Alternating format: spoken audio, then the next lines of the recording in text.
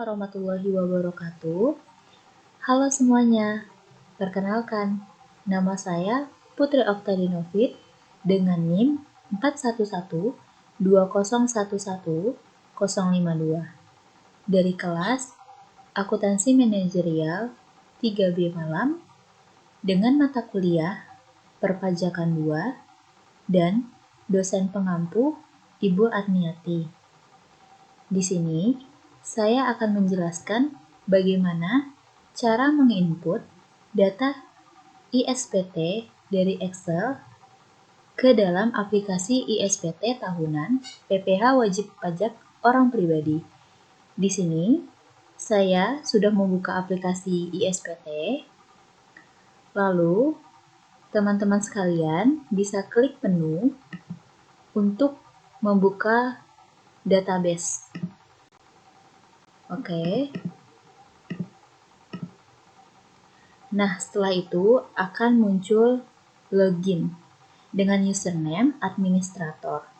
Password yang kita isi yaitu berupa angka 123. Lalu login. Kemudian kita akan mengisi profil perusahaan, yaitu teman-teman bisa klik di bagian utility. Kita klik bagian informasi profile. Di sini saya telah mengisi profil dari perusahaan. Nah, teman-teman bisa lihat data apa saja yang akan kita isi. Yang pertama ada NPWP, yang kedua ada nama wajib pajak, yang ketiga ada nomor telepon, selanjutnya ada nomor faksimili jika ada, selanjutnya ada jenis usaha atau pekerjaan, ada KLU, periode pembukuan, cara perhitungan, dan informasi yang lebih detail lagi di bawahnya seperti status kewajiban perpajakan suami istri dan informasi kuasa. Nah, di sini saya telah isi nama wajib pajaknya ialah Ahmad Yani, nomor teleponnya 0778 42 1234 dan jenis usaha atau pekerjaannya ialah menjual buku dan alat tulis. Lalu kita klik simpan. Kita klik OK. Selanjutnya kita klik surat pemberitahuan SPT. Di sini kita akan membuat SPT baru. Di sini saya telah membuat SPT, jadi kita langsung buka saja ke bagian buka SPT yang ada. Nah, kita klik SPT tahun 2019.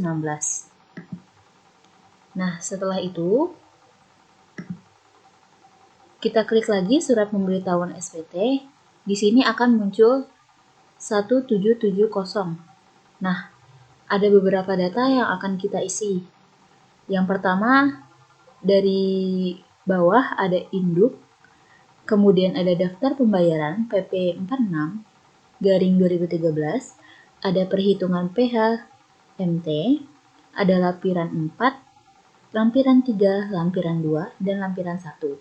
Di sini kita akan mulai dari bawah, yaitu daftar pembayaran PP 46/2013. Nah, teman-teman sekalian, di sini saya telah isi data tersebut. Data tersebut kita ambil dari data Excel di bagian data pembayaran PP 23/2018. Yang kita ambil ialah total dari peredaran bruto, yaitu 4.750.000.000. Nah, di sini kan yang ditanya ialah jumlah penghasilan bruto dan pembayaran PPh final berdasarkan PP 46 tahun 2013. Di sini kita akan memasukkan NPWP tempat usaha, lalu KPP lokasi yang saya pilih ialah KPP Pratama Batam dengan alamat Batam. Peredaran brutonya ialah 4.750.000.000 dan PPh final dibayar ialah 47.500.000, yaitu 4.750.000.000 dikali 1%.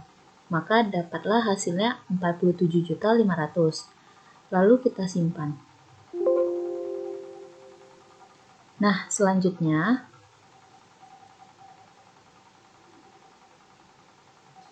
kita akan mengisi data yang lain. Kita klik lagi surat pemberitahuan SPT, lalu kita klik di bagian lampiran yang keempat. Oke, di sini keterangannya ialah bagian A, harta pada akhir tahun. Nah, kita ambil dari soal atau bisa langsung dari Excel-nya. Di sini di bagian 1770 strip 4. Nah, di sini kita lihat di bagian yang A, harta pada akhir tahun. Nama hartanya di sini ada kendaraan roda 4 Kijang. Oke.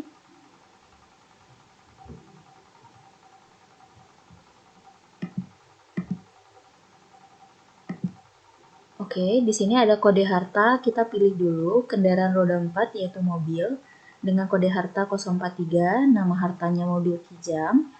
Tahun perolehannya kita lihat di Excel yaitu tahun 2017 dengan harga perolehan 125 juta. Keterangannya kendaraan roda 4. Lalu kita simpan. Dan selanjutnya ada tanah. Tanah dan atau bangunan untuk tempat tinggal. Kode hartanya dan nama hartanya tanah dan bangunan, tahun perolehannya 2008, harga perolehannya 200 juta, keterangannya tempat tinggal. Oke, kita simpan datanya. Selanjutnya, ada harta tidak gerak lainnya, yaitu nama hartanya sebidang tanah dengan tahun perolehan 2018, harga perolehan 225 juta, keterangannya tanah. Oke, kita simpan. Dan yang terakhir itu adalah deposito dengan tahun perolehan 2019, harga perolehannya 200 juta, keterangannya deposito di Bank BDN. Lalu kita klik simpan. Oke. Setelah kita isi harta pada akhir tahun, kita klik bagian yang B. Bagian B itu berisi mengenai kewajiban atau utang pada akhir tahun. Jadi, kita ambilnya dari Excel yang di bagian B. Di sini ada 3 kewajiban atau utang pada akhir tahun yang harus kita isi. Nah, yang pertama dari PT Souvenir Hebat. Nah, PT Souvenir Hebat itu kode utangnya 109 atau utang lainnya dengan nama pemberi pinjaman PT Souvenir Hebat. Alamatnya di Batam, tahun peminjamannya 2017 dan jumlah pinjaman yang diberikan ialah 155 juta. Kita lihat berdasarkan Excel atau bisa juga berdasarkan soal. Dari soal yaitu di bagian sini 155 juta dari PT Souvenir Hebat. Nah, selanjutnya kita klik simpan. Ada dari PT Penakita. PT Penakita termasuk dari utang lainnya, kode utangnya 109, tahun peminjamannya 2018 dan jumlah pinjamannya itu 215 juta. Kita klik simpan. Selanjutnya ada utang bank atau lembaga keuangan bukan bank. Nama pemberi pinjamannya Koperasi Aman Jaya Dinas Pendidikan Kepulauan Riau. Nah, tahun peminjamannya 2019 dan jumlah pinjaman yang diberikan sebesar 30 juta. Lalu kita klik simpan. Oke. Nah, di bagian C itu ada daftar susunan anggota keluarga. Berhubung di soal informasi yang didapat ialah Ahmad belum menikah dan tanpa tanggungan, jadi kita tidak perlu mengisi nama anggota keluarga. Oke, selanjutnya kita klik lagi surat pemberitahuan SPT, lalu kita klik 1770, kita beralih ke lampiran kedua. Oke, di sini ada bagian A, daftar pemotongan atau pemungutan PPh oleh pihak lain, PPh yang dibayar atau dipotong di luar negeri, dan PPh ditanggung pemerintah. Nah, di sini ada dua data yang harus diisi. Nah, yang pertama di sini yang diminta ialah bukti pemotongan atau pemungutan PPh oleh pihak lain, PPh yang dibayar atau dipotong di luar negeri, dan PPh ditanggung pemerintah. Nah, di sini nama pemotongnya ialah Salma Priscilia dengan NPWP sebagai berikut ini. Nomornya 1721-A2, tanggal pemotongannya 30 April 2019, jenis pajaknya PPh 21, PPh yang dipungut atau dipotong ialah sebesar 3.977.500. Didapat dari mana? Yaitu dari soal. Bisa kita lihat di bagian sini. PPh pasal 21 atas gaji sebesar 3.977.500. Oke, kita klik simpan. Sama seperti dengan contoh yang kedua. Oke, lalu maaf di sini saya lupa menjelaskan bagian lampiran ketiga. Kita mundur lagi ke lampiran ketiga. Maaf. Nah, di sini ada penghasilan yang dikenakan pajak final dan atau bersifat final di bagian A. Nah, dari soal yang perlu kita isi ialah nomor 1, nomor 6, dan nomor 16. Selanjutnya kita isi yaitu bunga deposito ialah 12 juta dengan PPh terutangnya 2.400.000. Selanjutnya ada honorarium atas beban APBN atau APBD sebesar 10 juta dasar pengenaan pajak dan PPh terutang sebesar 500.000, dan penghasilan lain yang dikenakan pajak final dan atau bersifat final sebesar 4.750.000.000, yaitu dasar pengenaan pajaknya dan PPh terutangnya 47.500.000, sehingga total semuanya ialah 50.400.000. Informasi semua ini didapat dari soal, yaitu di bagian sini, informasi yang berkaitan dengan penghasilan Ahmad pada 2019. Baik, selanjutnya di bagian B dan C itu berhubung di soalnya tidak ada, jadi kita kosongkan. Oke, selanjutnya kita klik lagi di surat pemberitahuan atau SPT di bagian 1770, kita klik di bagian lampiran 1. Oke. Di bagian lampiran 1 itu terisi ada bagian A, bagian C, dan bagian D. Bagian A itu terdapat lagi beberapa bagian, yaitu bagian diaudit atau tidak, bagian A1, bagian A2, bagian A3, dan A4. Nah, di sini kita isi dulu profil seperti nama akuntan publik, NPWP akuntan publik, nama kantornya. Selanjutnya ada nama konsultan pajak, NPWP konsultan pajak, nama kantor, dan NPWP kantornya. Selanjutnya kita klik bagian A1. Nah, di bagian A1 ini kita disuruh mengisi penghasilan dari usaha dan atau pekerjaan bebas berdasarkan laporan keuangan komersial. Nah, yang pertama ada peredaran usaha. Peredaran usaha ini kita bisa lihat di soal.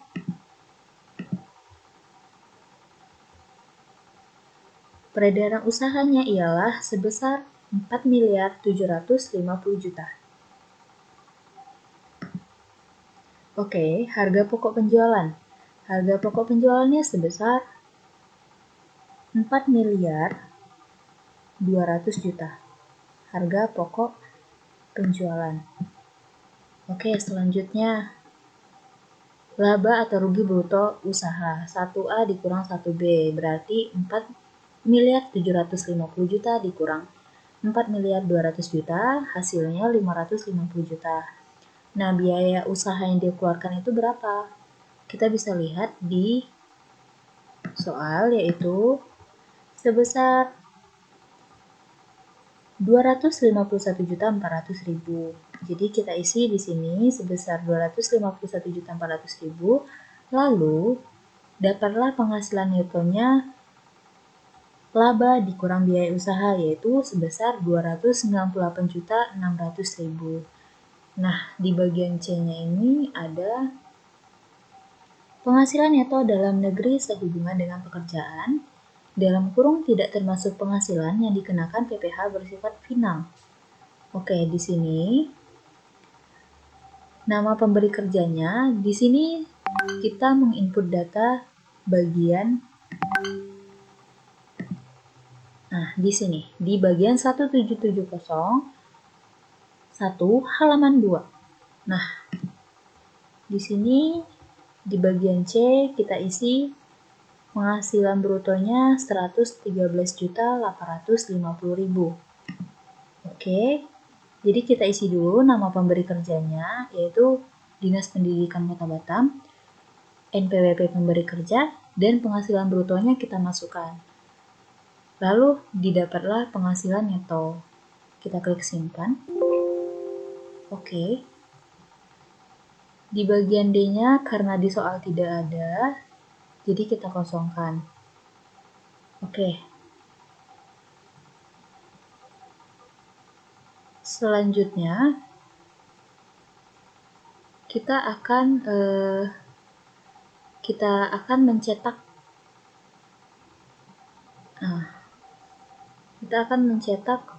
data formulir SPT-nya. Di sini kita klik lapor SPT lalu kita cetak. Oke.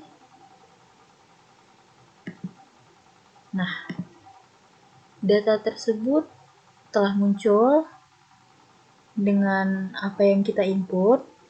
Lalu kita akan laporkan. Jadi setelah dicetak hasil cetak ini atau berupa selembar kertas ini akan kita laporkan datanya SPT ini ke KPP. Nah, akan kita laporkan. Berarti jumlah PPh yang kurang atau lebih bayar yaitu sebesar 68.635.000 di sini. Udah langsung kita buat filenya. Oke.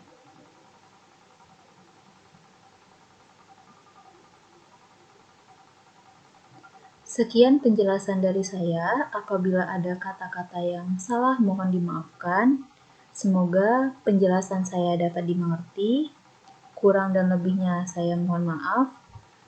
Wassalamualaikum warahmatullahi wabarakatuh.